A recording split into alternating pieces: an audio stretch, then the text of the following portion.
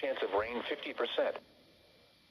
Air quality health advisory for blowing dust from 3 p.m. Thursday until 9 p.m. Thursday. The Colorado Department of Public Health and Environment has issued the following, Air quality health advisory for blowing dust. Where? Albert, Kit Carson, Lincoln, Cheyenne, El Paso, Fremont, Kiowa, Pueblo, Custer, Prowers, Otero and Herfano counties.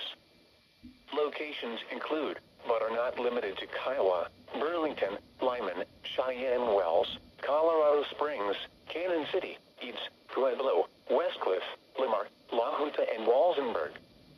When? 3 p.m. Thursday, April 17th to 9 p.m. Thursday, April 17th. The following impacts are expected. Strong winds are producing blowing dust in southeast Colorado. Dust is expected to decrease Thursday night as winds subside.